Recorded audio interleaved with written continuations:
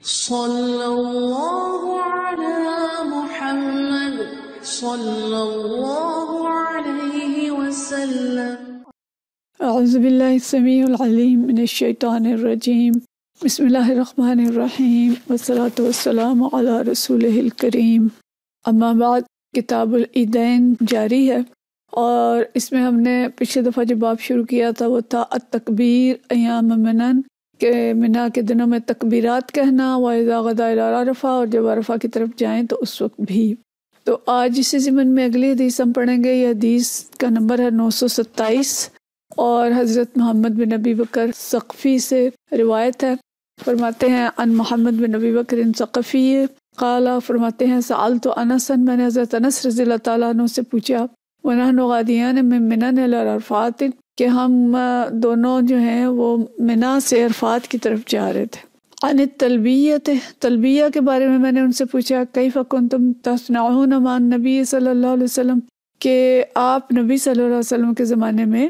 کس طرح کہتے تھے، تلبیہ کس طرح کہتے تھے، کیا کرتے تھے؟ وقال، انہوں نے فرمایا، کان یلبی الملبی لا ینکر علیہ، کہ جو کوئی تلبیہ پڑھ رہا ہوتا تھا اس پر کوئی اعتراض نہیں کیا جاتا تھا۔ وَيُكَبِّرُ الْمُكَبِّرُ فَلَا يُنْكِرُ عَلَيْهِ، اور تکبیر کہنے والا تکبیر کہتا تھا، ان پر بھی کوئی نکیر نہیں کی جاتی تھی۔ یعنی حضرت انس رضی اللہ تعالیٰ عنہ جو بات فرما رہے ہیں وہ یہ کہ منا سے عرفات جاتے ہوئے تکبیر بھی کہی جا سکتی ہے اور تلبیہ بھی کیا جا سکتا ہے، لبیک بھی کہا جا سکتا ہے اور تکبیر بھی پڑھی جا سکتی ہے۔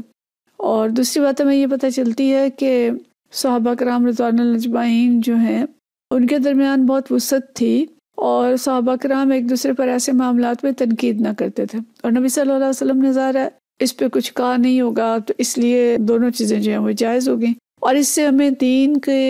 وسعت کا پتہ چلتا ہے، دین کے اندر تنوع کا پتہ چلتا ہے کہ دین اتنا محدود نہیں ہے جیسے آج کل بنا دیا گیا مختلف مسالک میں، اور چھوٹی چھوٹی باتوں پہ مسلک الگ ہو جاتا ہے۔ تکبیر کس طرح کہنی ہے، ہاتھ ادھر باندھنے ہیں کہ ادھر باندھنے ہیں، رفع یدین کرنا ہے کہ نہیں کرنا،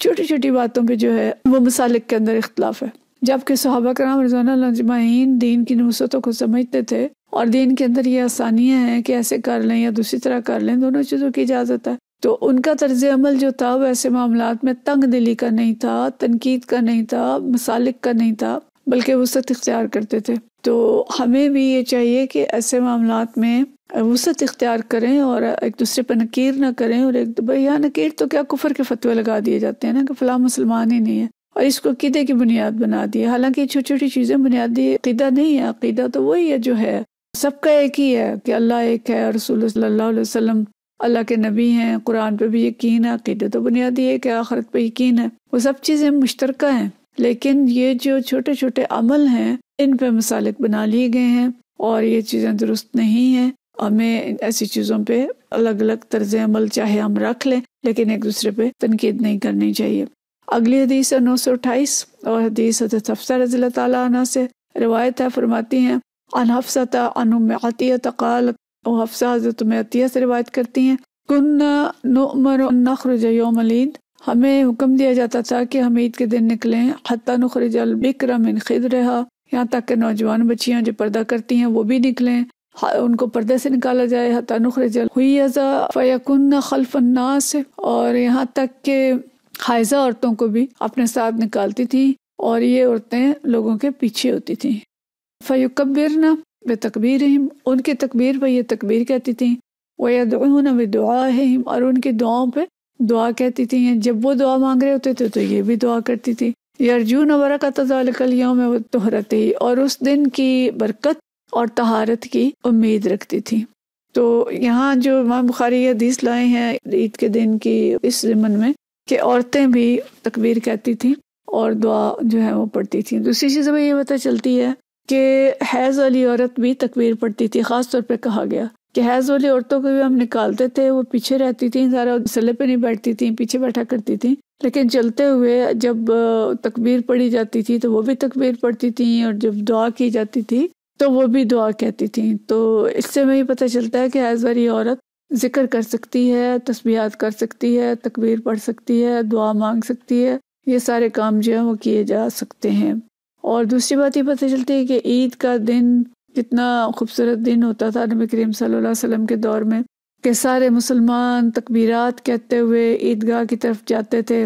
نبی صلی اللہ علیہ وسلم کے پیچھے نماز پڑھتے تھے، اور منظر ایسا ہے کہ مرد تکبیرات کہہ رہے ہیں، عورتیں بھی ان کے پیچھے جا رہی ہیں، وہ بھی تکبیرات کہہ رہی ہیں، سب مل کے دعا کرتے ہیں، یعنی معاشرے کا ایک ماحول جو ہے وہ بنتا ہے، اور یہ سب کچھ جو تھا ان کی پاکیزگی کا باعث تھا، اور اس کے ذریعے شوق اور محبت پیدا ہوتی تھی۔ عورتیں بھی جاتی تھیں، بچے بھی جاتے تھے، غیر شادی شدہ نوجوان بچیاں تھیں ان کو بھی لے جایا جاتا تھا، حیض والی عورتوں کو بھی لے جایا جاتا تھا۔ اس کا ایک مقصد تو یہ تھا کہ اسلام کی شان و شوکت جو ہے وہ دکھائی جائے، لیکن اس کے علاوہ بھی ایک ماحول عید کا بننا اور ہر طرف اللہ کے تکبیر اور خوشی کا اظہار کہ لوگوں نے ظاہر رمضان کے روزے رکھے ہوتے ہیں اور ان کے دل نرم ہوئے ہوتے ہیں عبادات ان کے بعد، تو اس ظاہر ایک تھکن بھی طاری ہوتی ہے اور ایک امید ہوتی ہے اللہ سے کہ اللہ تعالیٰ ہمیں بخش دے گا۔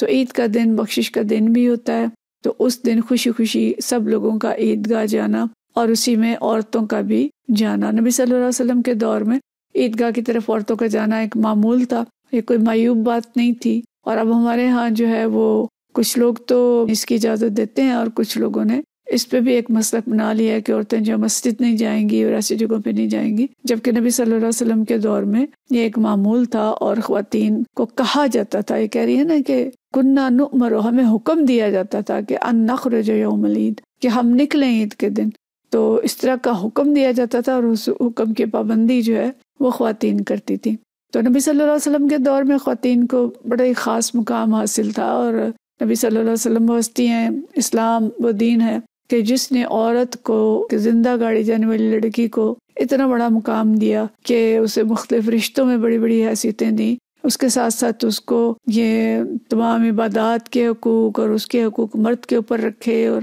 ہم دیکھتے ہیں کہ عورت کے وہ سارے حقوق جس کے لیے آج مغرب کی عورت جو ہے وہ مظاہرے کر رہی ہے، اور اس کے پیچھے پیچھے ہماری بھی جو جاہل اور ایڈوانس عورتیں ہیں وہ یہی کام کر رہی ہیں، لیکن اسلام نے یہ سارے حقوق بغیر مانگے عورت کو دیے۔ تو ہمیں ان حقوق کا علم ہونا چاہیے اور ان فرائض کا بھی علم ہونا چاہیے جو اللہ تعالیٰ نے خواتین کے اوپر عائد کیے، اور مردوں کو بھی چاہیے کہ وہ عورتوں کو ایسی عبادات سے بھی نہ روکیں اور ان کاموں سے نہ روکیں جن کی اجازت اللہ تعالیٰ نے دی ہے، اور ان کو کوئی دوسرے درجے کا شہری بنا کے نہ رکھیں، بلکہ ان کے حقوق اچھے طریقے سے ادا کریں اور زندگی کے انجوائمنٹ ہے انہیں بھی وہ حاصل کرنے دیں، اور